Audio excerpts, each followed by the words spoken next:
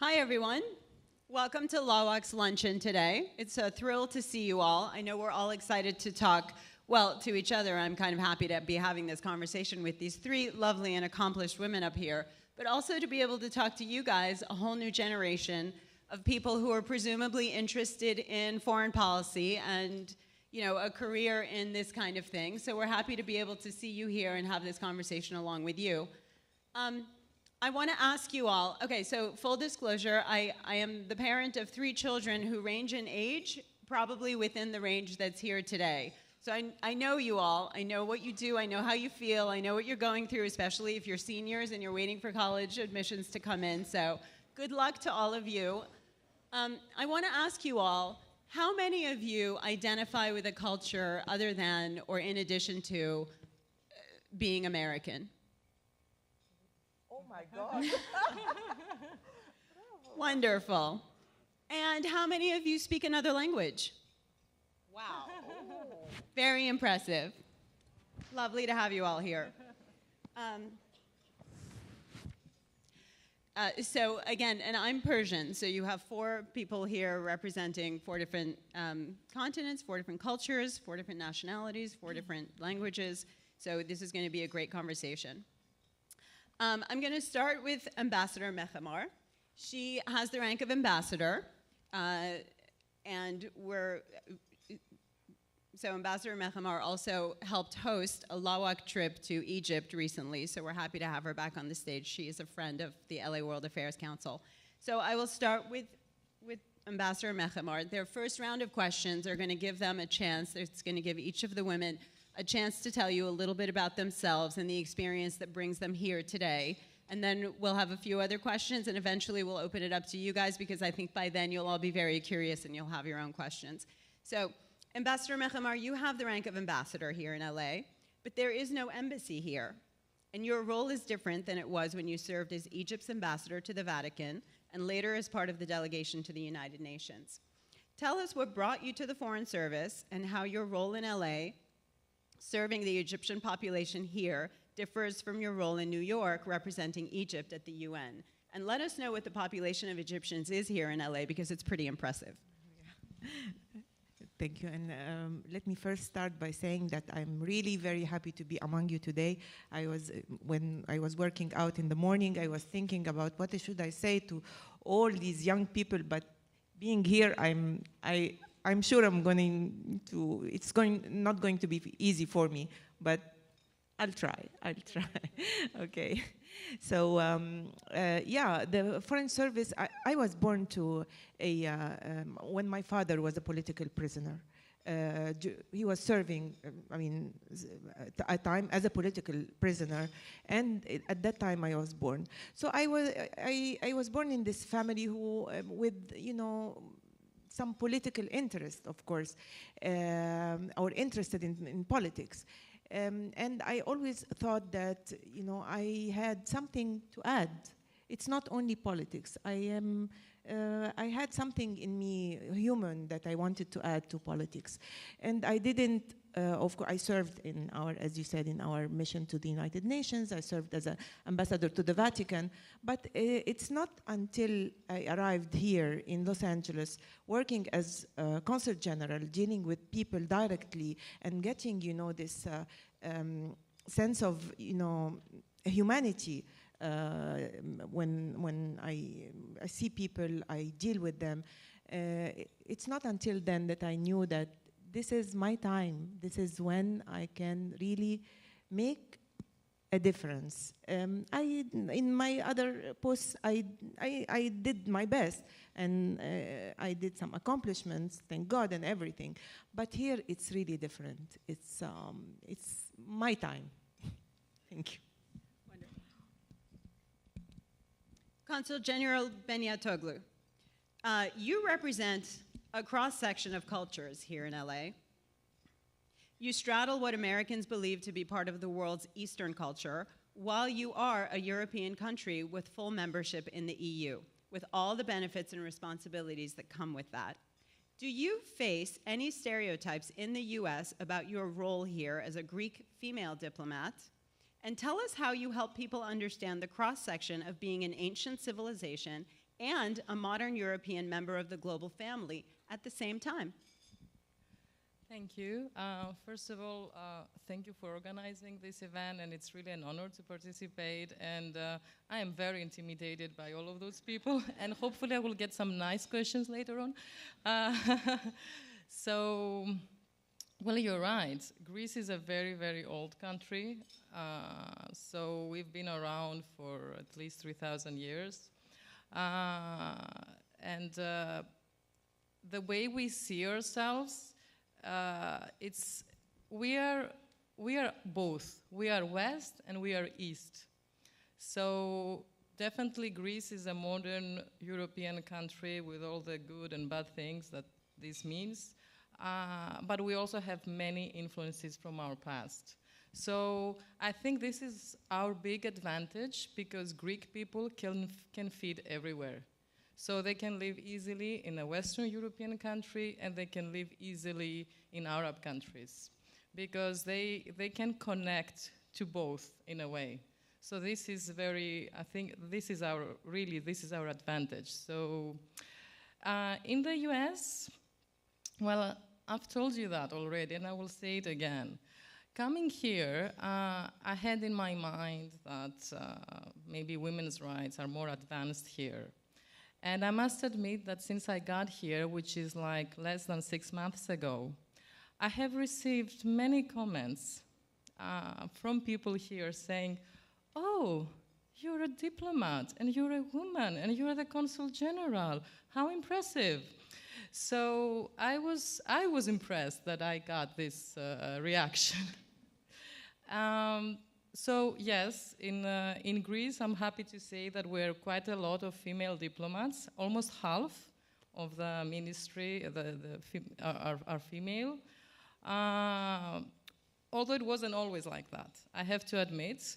So the first women diplomats in Greece were in the 70s. Before that, there was no women. Actually, women were not even allowed to participate in the examination process to become a diplomat, exactly. So it was only early 70s.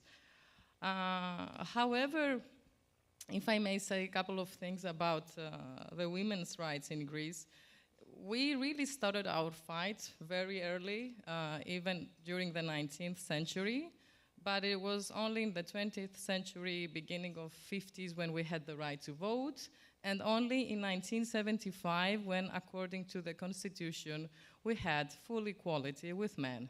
Up until 1975, we were not equal.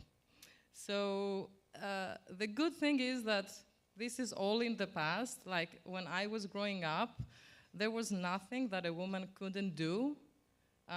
So I grew up in this kind of environment that women are equal and women can achieve their dreams and they can pursue everything. Of course, practice is always a bit more difficult for women, like in many other countries in the world. But we were the lucky generations to be able to do what we had dreamed of and become diplomats as well. So that's pretty impressive that since 1975 till now, you've achieved almost parity in the Foreign Service between men and women. Yes. So I want to make a note to you all, especially because the Mayor's Office is a partner with LAWAC in this program. Under Mayor Garcetti, all the commissions across the city of LA now have gender parity. So, you know, it was his directive number 11. Yes, you can clap. It was directive number... Yes, he handed down a directive when he was elected. He said he wanted to see hiring and commission parity across the city, and he's achieved that. I'm one of his commissioners. I happen to sit on the Commission on the Status of Women, so it's not a surprise that that one is actually 100% women. But just so you know, that is something this city can boast.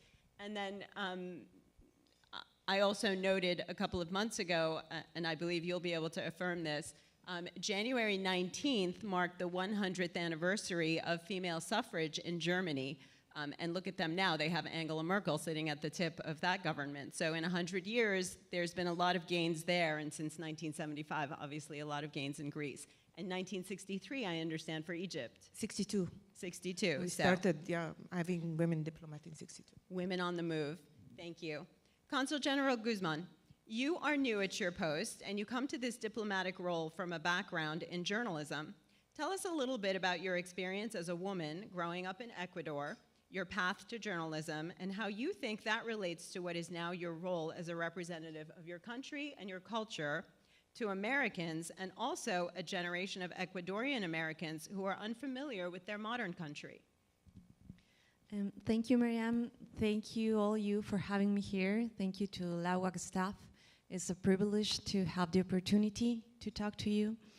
And well, as I already told you, I grew up in a middle-class family, and as Eugenia experienced, mine is the same. I never thought that there was a limit for me to do anything that I want to do. And when I was a teenager, I decided that I want to be a journalist. And that was all. And then when I turned 18, I got to the university, to the college, and I studied journalism.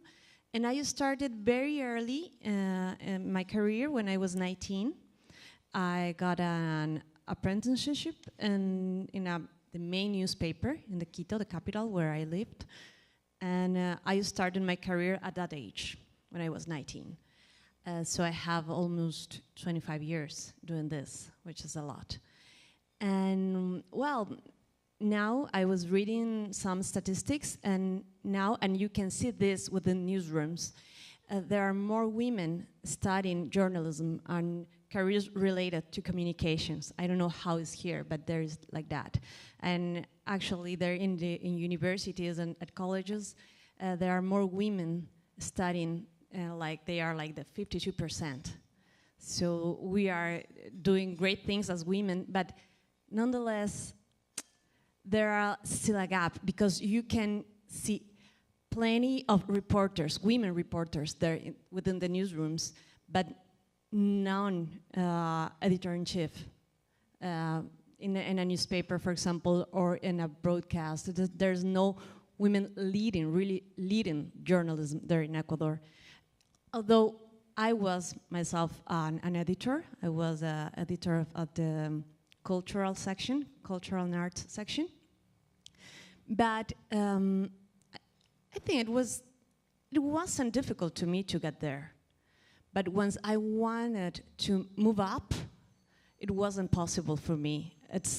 There's still some chauvinism ruling there, like everywhere, and in any career. But I cannot tell you that it was difficult to me do this. It was because I love this this profession. It was fun, and it was very enriching, and a very enriching experience for me, because I started so early. So I started to know my country and places of my city that I have never been before, and doing a lot of work, because I started working for the community section, for the city section. So I had to go to a lot of places. So I was doing different kind of works within journalism, and the last 8 years I was doing this culture and arts work. And what I think that relates in a very strong way journalism and diplomacy is this will to serve people. I think that in this new position I have an opportunity to serve people in a wider way. It's amazing to have the chance to help people, even to save their lives, because it's a matter of lives sometimes here when someone is struggling getting papers here to regularize their legal status here. Could be very, very difficult for some people. Here in the West Coast, where my post is, we don't have a lot of illegal immigrants. It's the opposite in the East Coast. There are a lot of Ecuadorians struggling with these problems. But here, no. Here, the Ecuadorian community is very well settled. It's doing well, because they came like decades ago. So now they have, for example, this. Their children are American. Their grandchildren are American. And sadly, some of them don't speak Spanish anymore. So one of my goals, I have supposed to be here until 2021. One of my goals is to make them to be curious about Spanish in the first place, to be curious at least. And then try them to start to learn Spanish. Because I think that being bilingual, as much of you are here, the most of you are here, it's a strength. And I feel very, very sad when I can tell that some people don't speak Spanish because they feel ashamed to speak Spanish. And I think that they don't have, it's impossible to be ashamed to speak a language. It's who you are. And Spanish is a universal language. It's a language of the Cervantes, El Quijote. It is impossible not to be proud to speak Spanish. So I want to, to make my people here to understand and to feel in that way as I feel.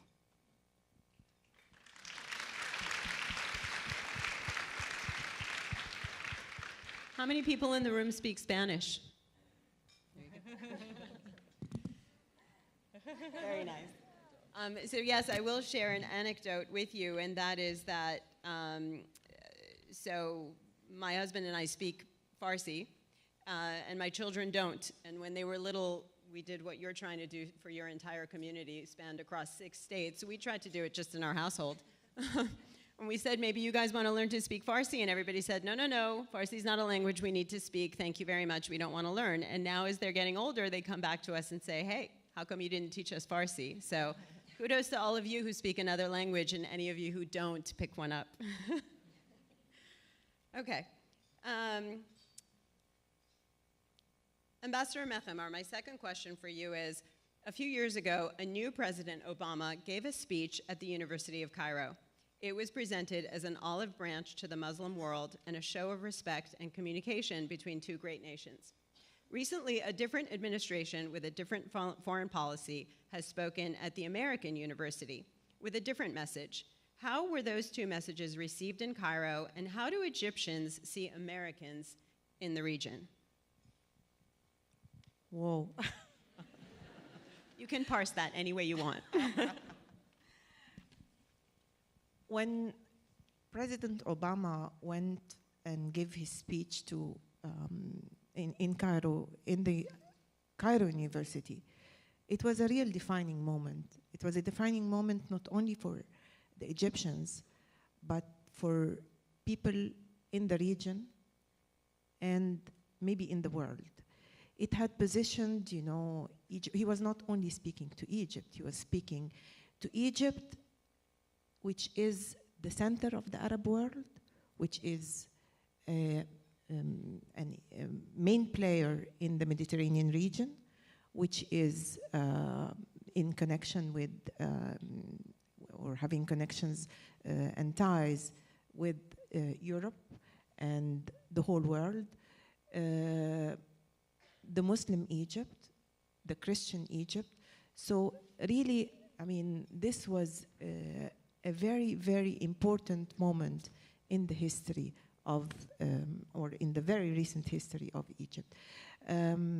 Because the history of Egypt, of course, you know, it's not, we're not talking about 4,000, 5,000, it's 7,000 written.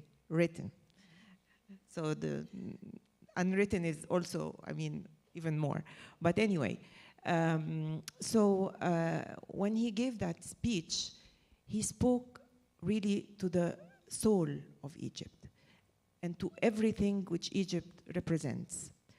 And the impact was unbelievable. It was not only a sense of recognition by Egyptians, but it really impacted the way they view the world and they acted at afterwards.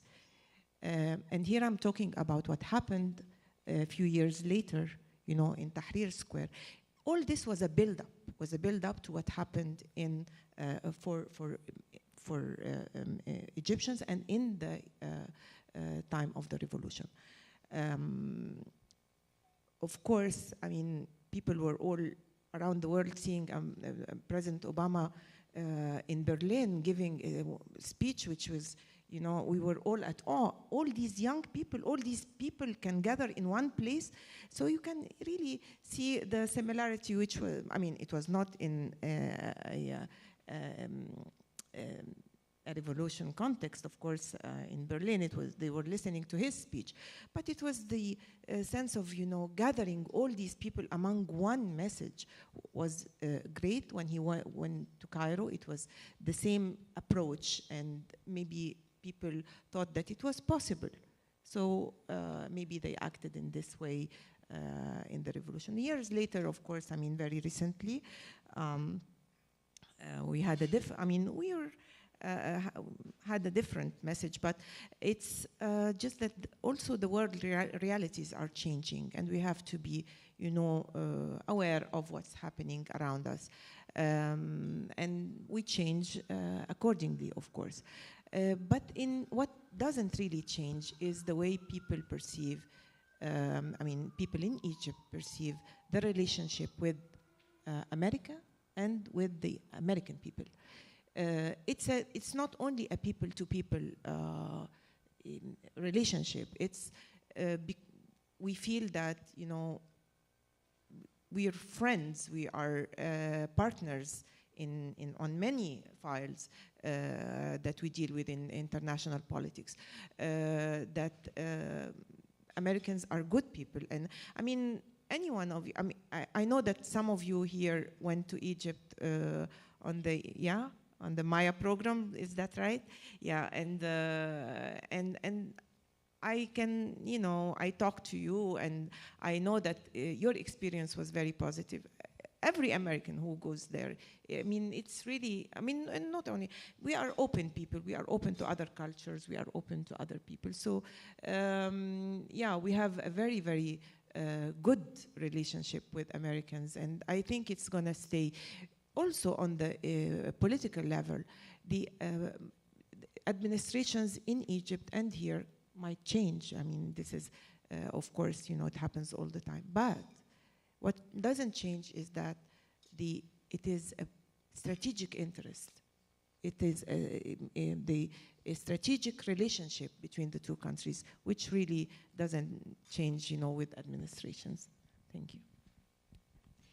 Thank you, Ambassador.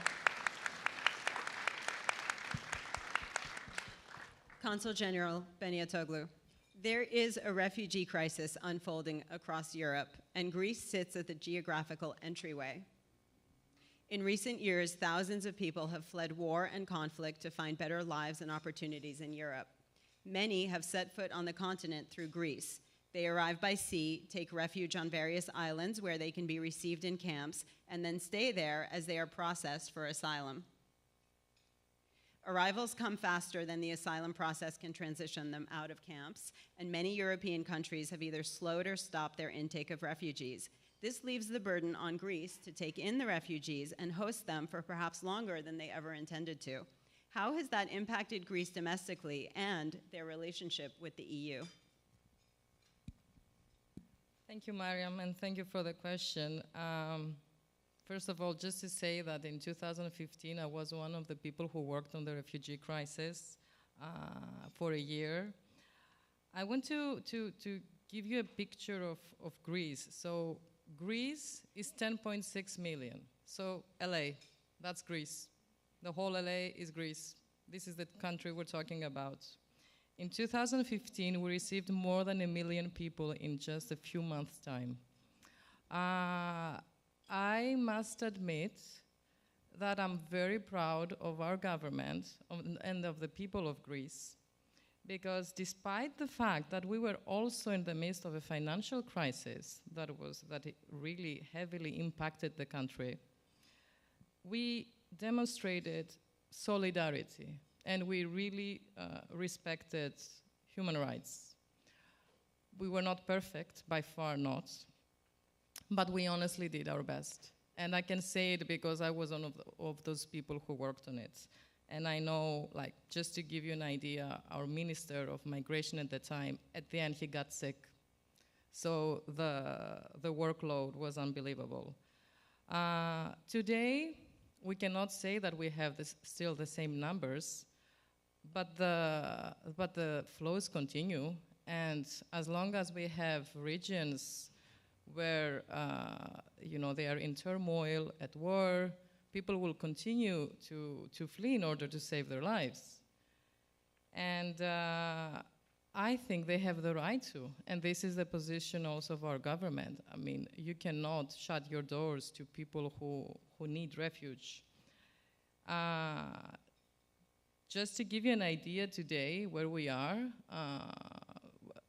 Greece has, only last year, we have received around 70,000 asylum requests. For a country of 10.6 million, that's really high. We are the highest in Europe per capita in requests, and the third, I think, in absolute numbers. So this situation continues, and our position is that the EU does have to deal with it in solidarity, and we need to have responsibility sharing, because it's not a Greek problem, it's an EU problem.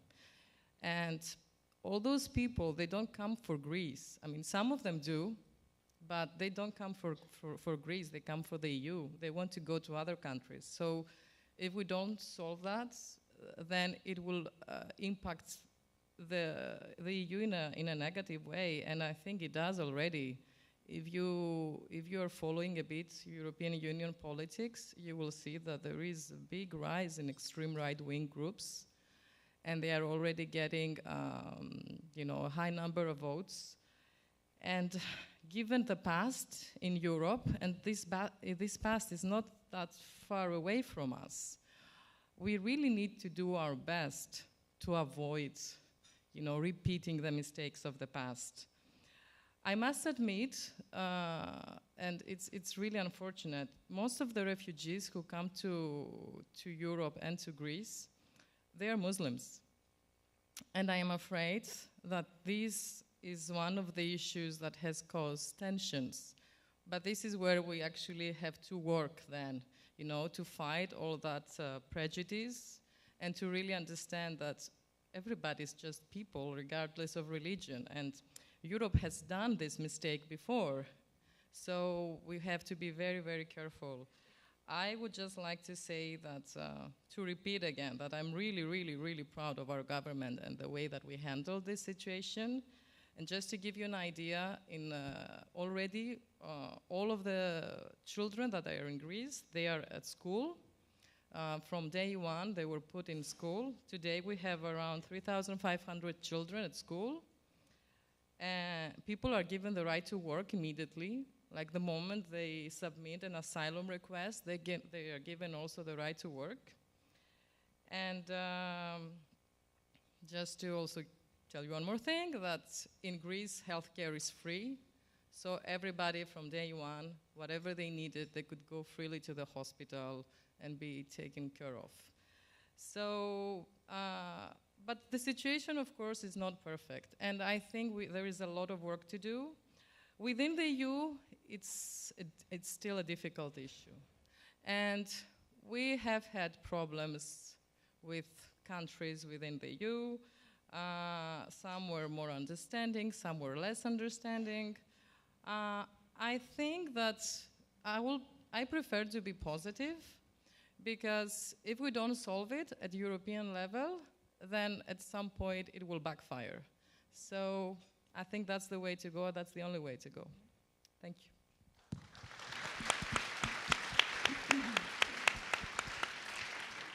Thank you, Consul General. In light of the fact that this is March, it's Women's Awareness March, and this event in particular is to mark International Women's Day, I will share a little anecdote with you all that actually Consul General's remarks reminded me of. I recently spoke to an organization called the Azadi Project. Azadi means freedom in Farsi and a few other languages. And they work in some of the camps in Greece. And what they do is that they work in the West to get donations of electronic items. They take those electronic items and then they work uniquely with women, don't ask me why, but they work with women to give them skills, digital skills, that they can then market. So the fact that they have the right to work when they land is really very helpful. And then Azadi goes out and tries to get work for these women who now have digital skills. So they can photograph, they can edit pictures, they can maybe do video. And so it's a way of creating skills for them, and it's a way of introducing them to a job market, and it's really a way of encouraging people to believe that there is a future better than the one that they left behind, and that there is hope. So yes, you do have a huge refugee burden, and it does have to be shared, but for now there are organizations on the ground that are trying to help relieve at least some of the anxiety that those people are experiencing as they land. So thought I'd share that. Thank you. Consul General Guzman, you've just come to LA not long ago, and you have a robust Ecuadorian community here in LA. Your role as Consul General spans 6 Western states, am I right? Tell us what these states are, and tell us about your first impression of California. Has it been welcoming, and have you experienced the diversity of Los Angeles yet? You have here, but... Okay, well, the states under my jurisdiction are California, Nevada, Oregon, Washington, Alaska, and Hawaii. The Ecuadorian population is concentrated here in California, Southern California, mainly around LA. And well, so far it has been so exciting because everything is new for me. And I think that as a journalist, I'm always curious, I'm always willing to make questions and everything. So this is the place to be right now, I think, because of the economics and also the cultural vibe is so exciting. I think that, I don't know if you, because you were, the most of you were born here, but if you are aware of how important this city is around the world, within the world, the whole world, because it's so diverse. Sometimes when I'm driving and I am waiting for the light to change, I just see around and I see one corner and it is so diverse. People from everywhere standing just there. Maybe how many languages are within 2 square meters? I don't know, it's like a lot. It's the whole world there. So I think that instead of being a problem, this diversity should be a strength also. And I don't know if we are aware of that, because it's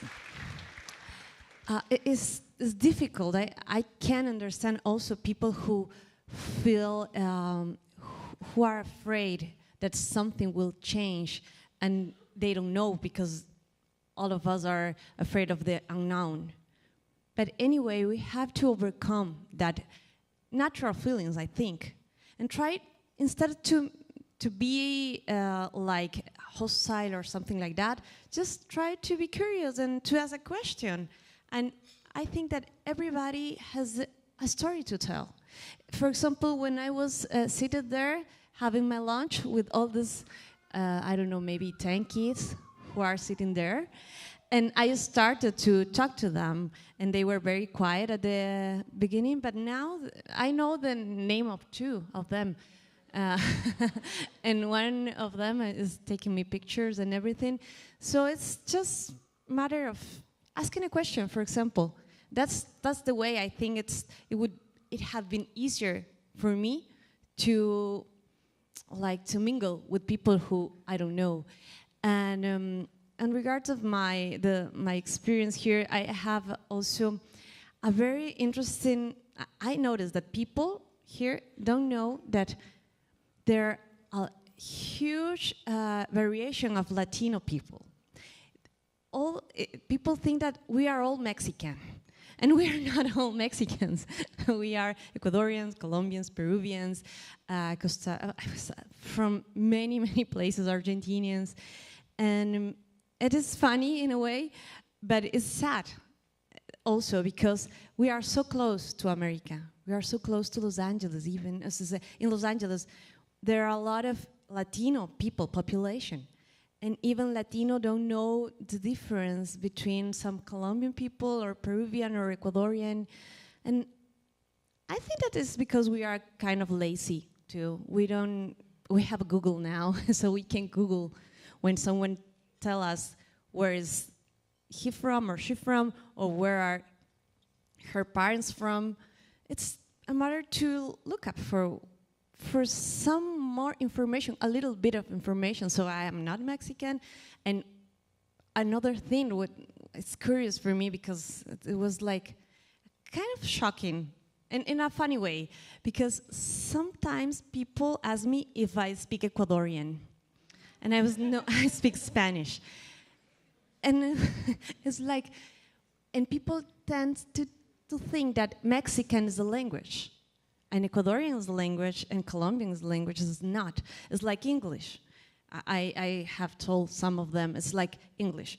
You speak English in a way here in America, and people in Britain are speaking another way, and in Australia in another way. We just have some different words for different things, but we can speak absolutely within a conversation in Spanish. We all speak Spanish. And that is fun because it's not just American people who think this. It's also Latino people or people with Latino roots. So it's impressive. I think that doing something about this kind of misunderstandings, it would be very helpful for us to understand better each other. And I'm having a great time here, enjoying the culture, the museums, the places. I feel like all the time, when I am not doing my regular work, like going from my house to the consulate and this kind of stuff, it's like all the time is a new city. It's impressive how diverse is Los Angeles.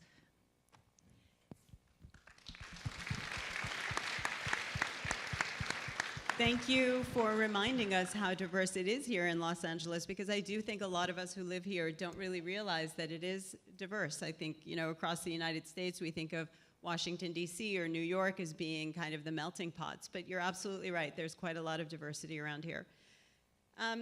So I'm going to take these ladies back to their childhood for a second. Not their childhood, but their younghood.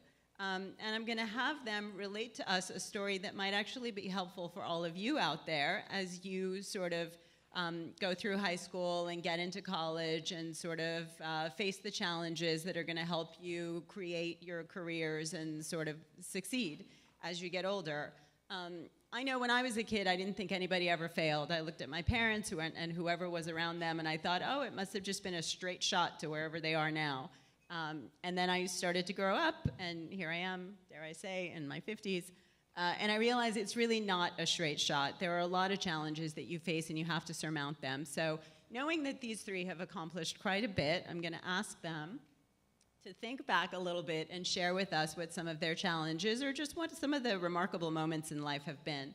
So, Ambassador Mekhemar, what stands out to you over the course of your illustrious career as a challenge you thought would be insurmountable, but you faced it and surmounted it and learned from it?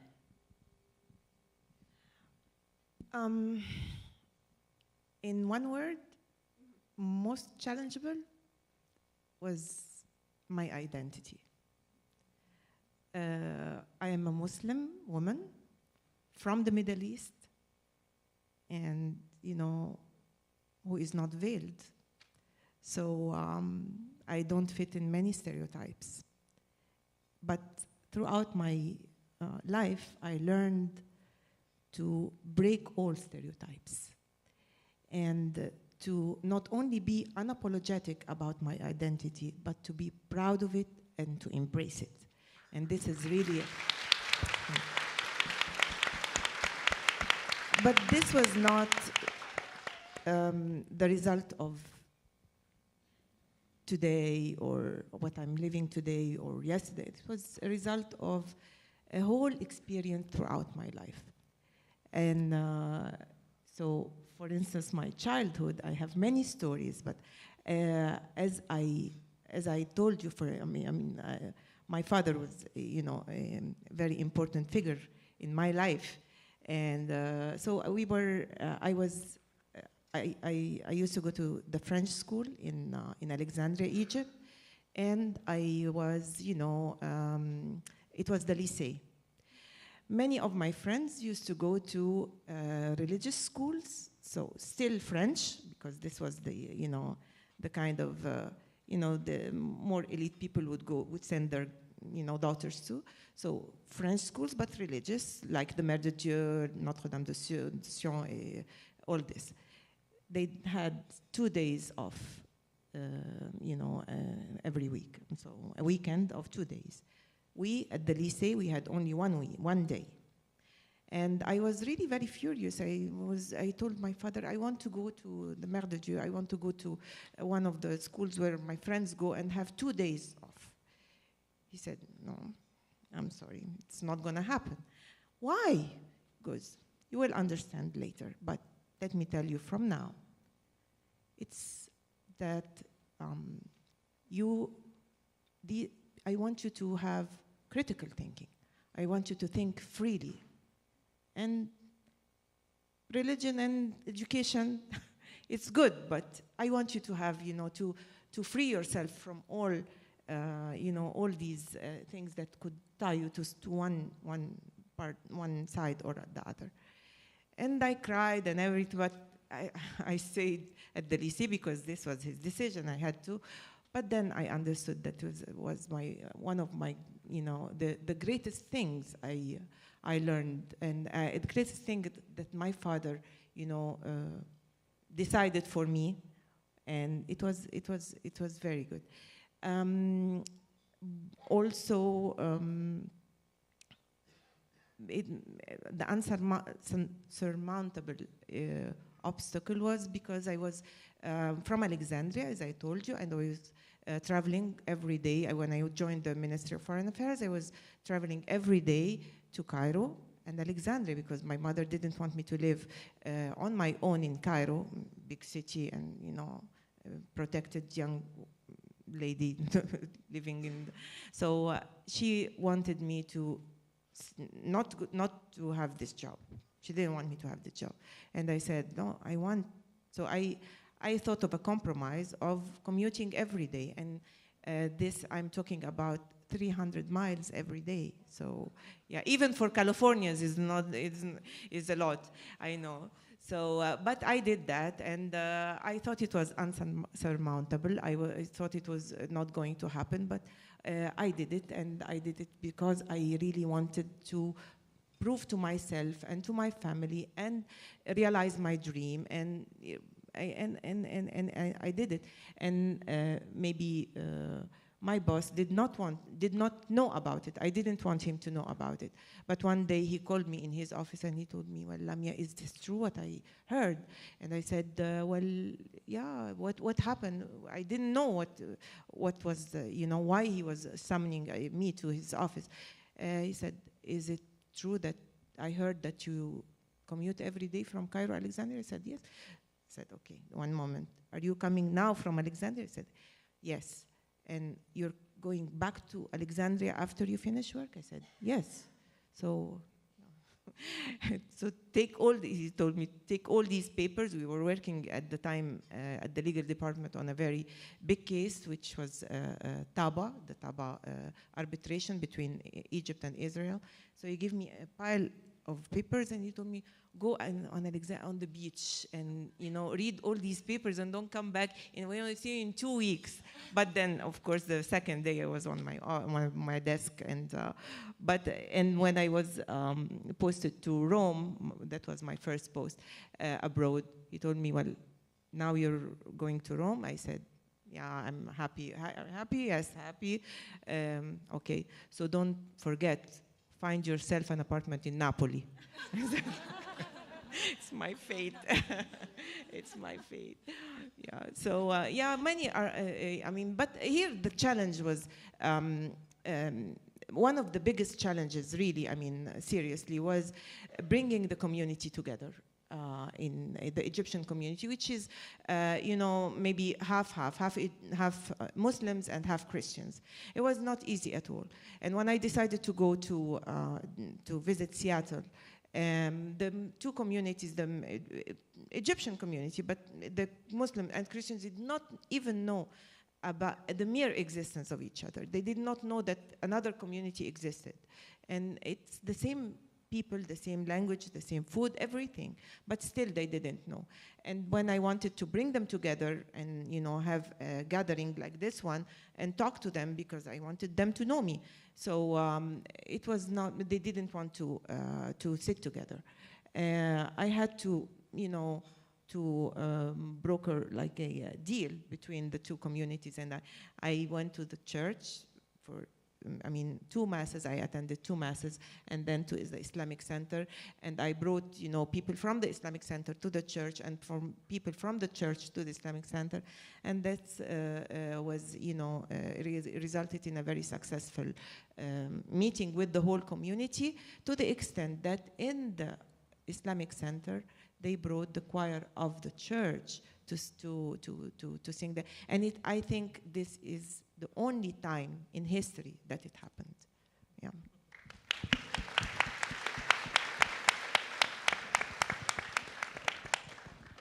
Thank you. Consul General Beniatoglou, what has been the hardest learned lesson in your career so far? And also tell us what has sort of impressed you the most in your diplomatic career, having watched other people in the Foreign Service. What's been the most impressive accomplishment you've seen? So the first part of the question, I would also say my identity, but as a woman. I think that was always the main issue. I have been sexually harassed, and when I mean harassment, it was mostly like being a woman and single, not married. You're always an easy target, and I experienced that even with colleagues from other countries in all of my postings, that they think that you're always available, and they are, ready to make more nasty comments in a way. Sometimes I had a problem even in doing my job, like because then you just try to avoid some people, and you're trying to maintain some kind of balance. Because you must never forget that you also represent a country, so you're not just on your own, but you also have a certain identity as a diplomat.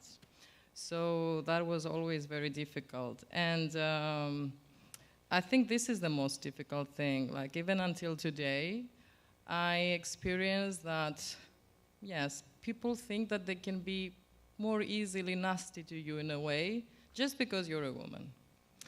So for all of the women here, we have to keep on going. So, and the impressive thing, I will now go back to my job as a diplomat, and Greece does not always have very easy relations with her neighbors. We have excellent relations with Egypt, by the way. We're like best friends. More than friends, I would say. We're family. So I'm very proud again. The second thing I'm proud of these days, because our government managed to solve an issue, a bilateral issue, with what we call now North Macedonia. Greece and North Macedonia have been fighting for the last 30 years over North Macedonia's name. I don't want to go into details for all of you who know the story. Maybe you will understand better. But the thing is that we managed to solve a bilateral, very important bilateral problem that creates a lot of emotions in both countries, in a diplomatic and in a peaceful way. And I think that this serves as a role model for the whole of the world. You don't need to fight in order to solve problems. So, and this is what diplomacy is about. This is why we're here. And I think this is the way forward. And that is why the prime ministers of the two countries, Greece and North Macedonia, have been nominated for this year's Nobel Prize. And I hope they do get it. And as I said, this is a model for everybody. And all of you here who are aspiring to become diplomats, like, you know, keep the PRESPA agreement in mind, like how you can do your job in the future as diplomats or working in the UN. It's really one of the most important things that you will see in, you know, in the world history. Thank you. Thank you. Yes, to solve issues without conflict, it is a skill and a good one to know. Consul General Guzman, I know the Foreign Service Corps and a role in a political post is new for you, but you come to this role after a successful career in journalism where your writing had an impact and your ability to question and confront tough issues won you praise in Ecuador. Tell us what some of the challenges were as you rose in the ranks as a young journalist. I think that maybe to find my own voice. Because I was an op-ed columnist there in El Comercio, which is the main newspaper, daily newspaper there in Quito, the capital. And I wasn't looking for that position. It's like I was a journalist, a regular journalist doing my job there. And one day they offered me to write this column, which is a huge responsibility because you have to to be very wise in order to ponder what you will say this week to all these readers within the printed newspaper and around there in Ecuador and around the world via internet, which is a huge responsibility. So at the beginning, I think that I didn't know what I was doing, really. So I just started to write these columns, these op-ed columns. And then it was in one point that was very stressful because suddenly people started to recognize my name. And when I was like, I knew someone new for me. It was like, oh, you are the woman who writes at El Comercio, or, oh, I thought you were older than you are, or this kind of stuff, because I suppose if you are young, you are not supposed to be serious or not supposed to be clever or intelligent, this kind of stuff. And maybe more if you are a woman. And it was a lot of fun. I'm missing to write in this way, but it was important for me because I was one of the few women there in Ecuador who has an op-ed column, which is sad again. When, for example, for Christmas we have a gathering there in the newspaper, and we were like 6 women and all like 30 men standing there like talking, and all of these things matter because they don't know how to be a womanist, for example, and they cannot know. It's not their fault. I think that the fault is of the people who is in charge of this media, and then they don't realize that it's important to have a lot of kinds of of people talking there, people from all classes, from all backgrounds, from many kind of backgrounds, people from Afro inheritance, people from indigenous inheritance. This kind of stuff is important, and people in these positions are not paying attention to this. And I was, when you asked me this, I was thinking that now, in my second youth, I'm facing a very huge challenge now, because I'm switching careers. As I told you before, when I was 13, I decided I will be a journalist, and I was a journalist. I am 44 now, and I am starting to be a diplomat. I am a political appointee, but I am trying to learn as fast as I could, because one thing I learned very, very well in my life is that if you are a woman, or if you are a Latino, or if you are any kind of minority, you have to be twice better than regular men. And so I'm trying to do this the best I could. I'm having fun also, and I hope when I am maybe 80, I will tell my second challenge in my second youth. That's it. Thank you so much. Well, I want to say, if you miss writing, there is an LA Times out there. I'm sure they'd be happy to take your editorial. Thank you all for joining us, all three of you. That was a wonderful conversation. I utterly enjoyed. I hope everyone else did too. Thank you. I do believe we have time for questions. Yes, so Tracy has the microphone in the audience. Raise your hand if you have a question, and the mic will come to you.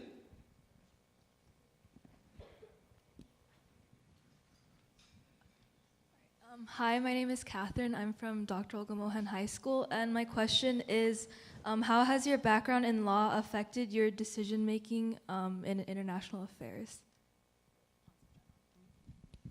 That would be for Ambassador Mekhemar.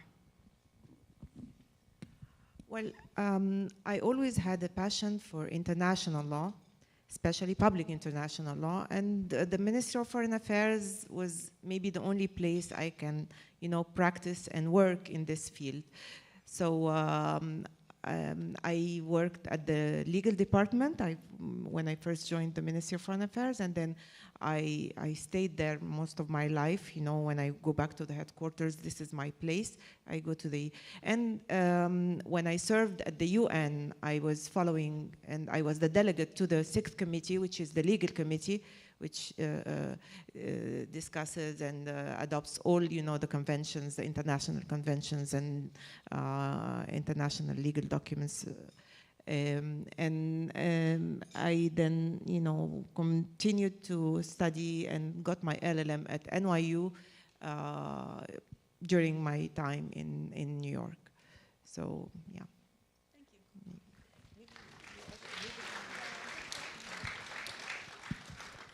So somehow similar answer. I also studied the law, and in Greece, even until the beginning of the 80s, you had to have studied the law in order to become a diplomat. So it was really mandatory. Now, of course, it's not like that anymore. I even have a colleague who used to be a gymnast. So now it's open to everybody, but it does affect your decision.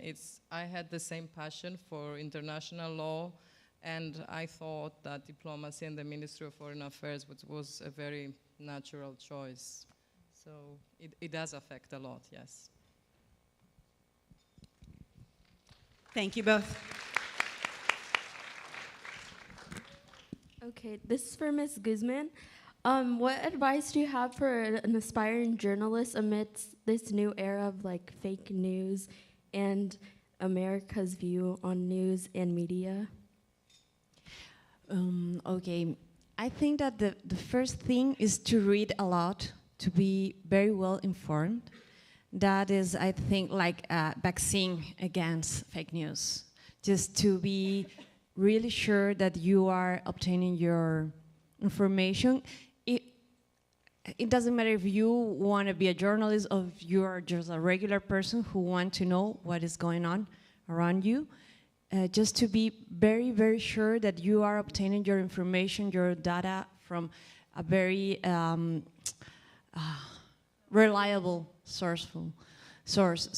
And I think that the key thing to be a journalist is to walk around your city. Is always to be around people.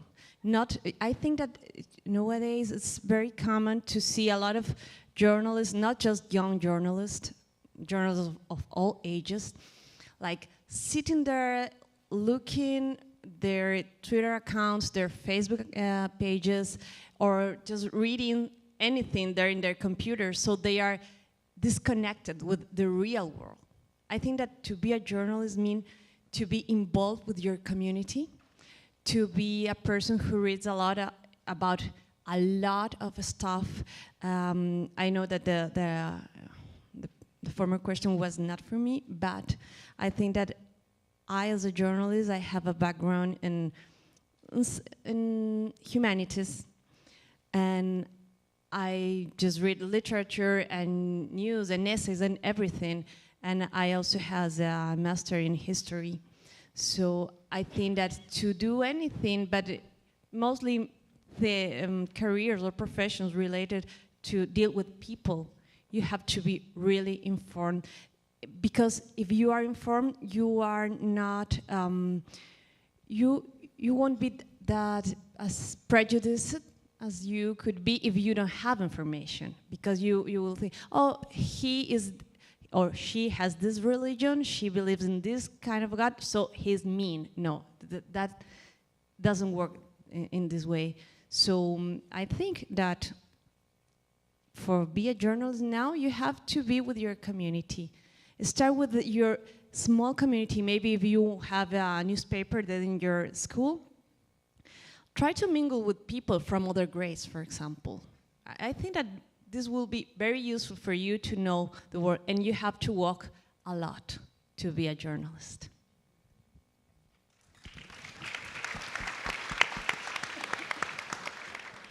Hi, my name is Max. I'm from New West Charter. My question's for anyone who feels passionate about answering it. It's, have your country's laws and policies ever conflicted with your personal morals?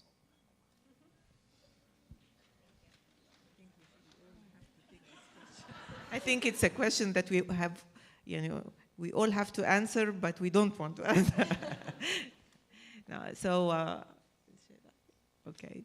No, of course, we are humans, and it happens. It happens that, you're defending something maybe that you're not personally, that you don't personally believe in, or you personally do not agree with a certain position of your country, but you will have to. I mean, for a diplomat, I think you have to understand, because if you accept this job, if you want to do this job, that you represent this country with these interests and this position. And, it will make it much easier on you. Of course, having said that, it doesn't mean that you will have to be, to follow, everything. But I mean, the instructions, of course. But there is always an area where you can act and maybe be more faithful to what you believe in. There is always an area where you can have some, freedom in movement and reaching out to other people.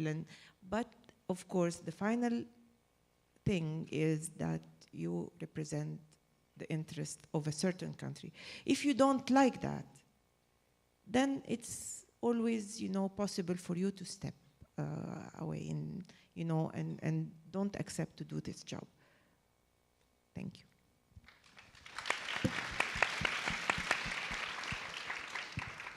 Final. So, sorry, can we also give like a second? Go ahead. Yeah. Yes, I think they'll all probably have some very informative input on that particular question. So let's have you all just take about a minute or less. What Lamia said is one part of the answer, which of course we all do represent our countries, and there are sometimes some policies that you might not agree with personally, but you still have to do it. But there's also another aspect. Like when I was in Geneva, in the UN, in 2011, if I'm not mistaken, there was a resolution in the Human Rights Council, 11 or 13, maybe it was 13, about LGBTI rights. And at the time, we had a government in Greece that was not very favorable, but I managed to persuade them that Greece had to co-sponsor that resolution, and we were one of the first countries to do that. And today, we have same-sex union, we have equal rights between heterosexual, homosexual, everything, gender identity, this whole group. So one aspect is that, but the other aspect is you can also move things forward for your country. So it doesn't really have to be a bad thing, it's not about morals or like, you can also impact things. Thank you.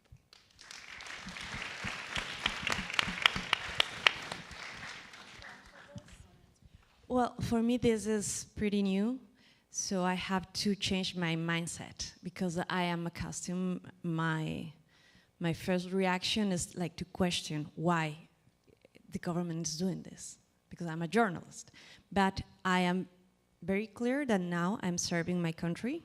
I represent my state, and I am very glad because maybe it's like, I don't know, I'm lucky enough now because I am totally agree with the political decisions that have been taken now by my government. So far, I'm good. I'm doing really good. And I think that if I continue within the career, I will have to deal sometimes with this kind of things that Lamia and Evgenia have told you, but I am aware that I work for the state and I have to, there's kind of discipline there inside. So, as in any company, you may say, because when I was working for the newspaper, sometimes people in the power positions made decisions that I didn't like it. Anyway, I had to do things that I had to do. That's it.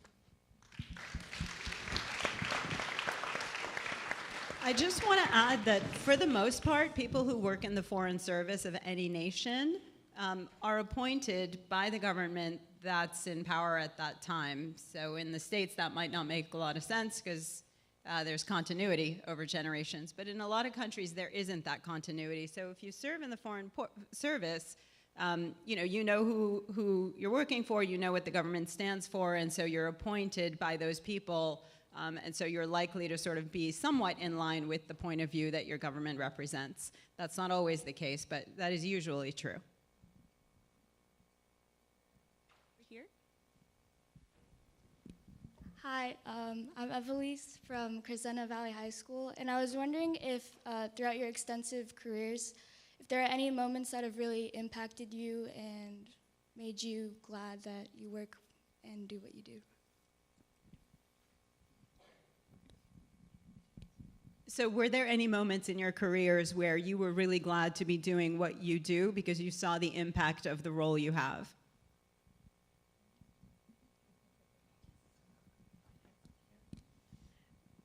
I think, yeah, every day. That's right.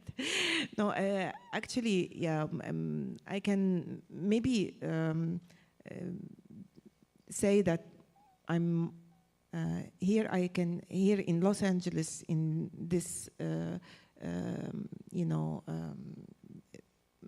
place I'm working in, and I'm, working with my community and other communities as well, and other institutions. I can see the impact very quickly, not as like in politics. It's you are one of the players, but you're not the main player. So you cater to a bigger picture and a bigger institution. But of course, here, for instance, I can share with you that I came here. I found my community completely scattered over a very, very vast geographical,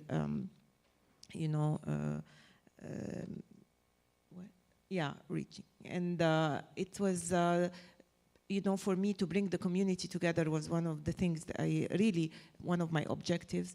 So I decided to work with young people, young professionals, maybe a little bit older than you. The age group is a little bit higher.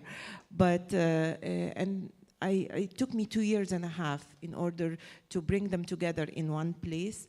I wanted, anywhere from 40 to 60 young people to start with, and to let them start something, an entity or a group or anything, But I ended up with 250, and they were really, fighting among the community. How come we were not invited? And really, it was a great success for my community that the young people now are gathered in an organization called LEAP, L-E-A-P, League of Egyptian American Professionals, and they are, having a great success.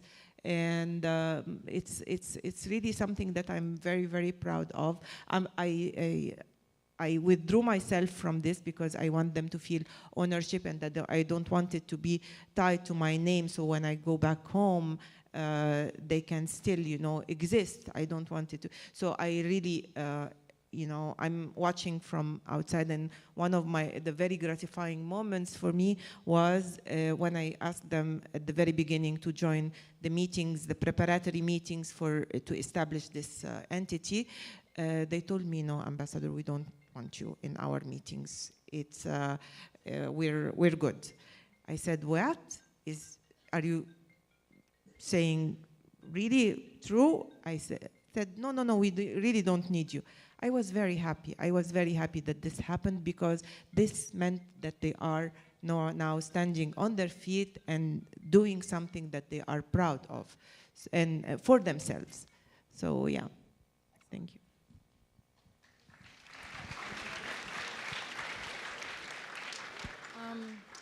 So I think that this is a job that it's quite rewarding anyway. Like many times you feel quite happy.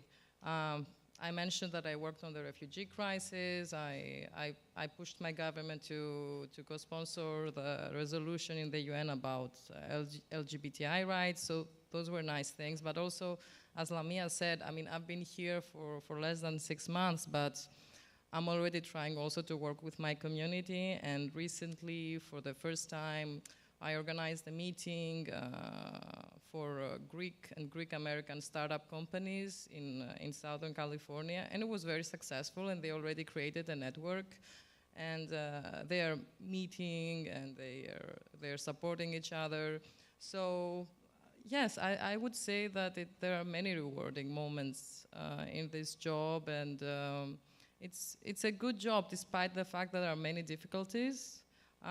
It's a good job. It's a very interesting thing that we do. Thank you.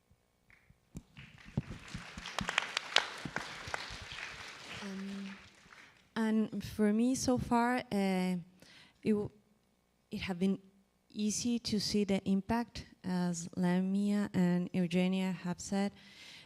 I have two specific cases which have been very, very important for me. One is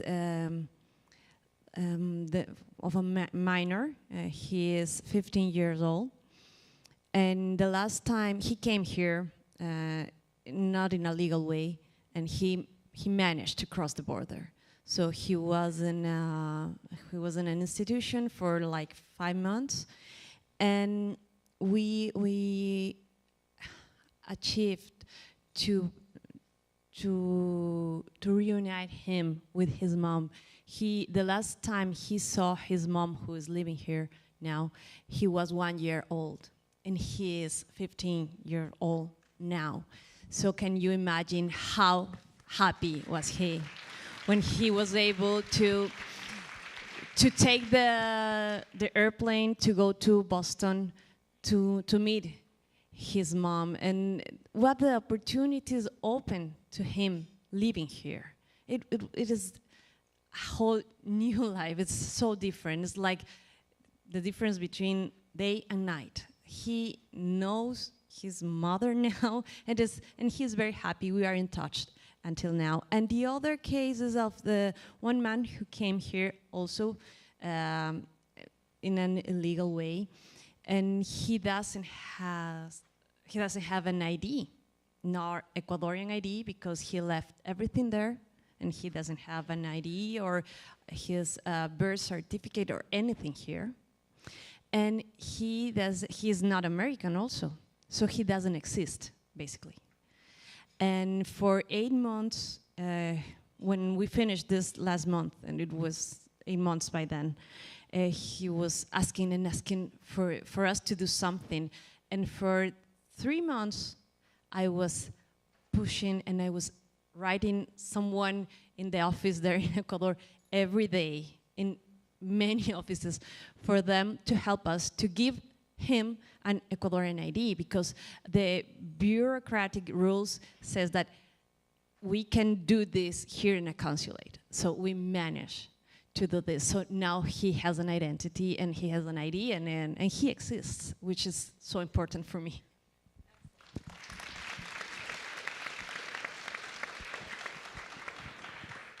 Thank you so much for those wonderful questions, everyone. Thank you for joining us today. Thank you for engaging in this conversation. I hope you all walk away understanding how important diversity is. I hope you notice your surroundings, be part of the lives that you live, notice people, ask questions, be curious, have an impact, and good luck to you all as you go through the rest of your school year. Thank you, ladies, for joining us.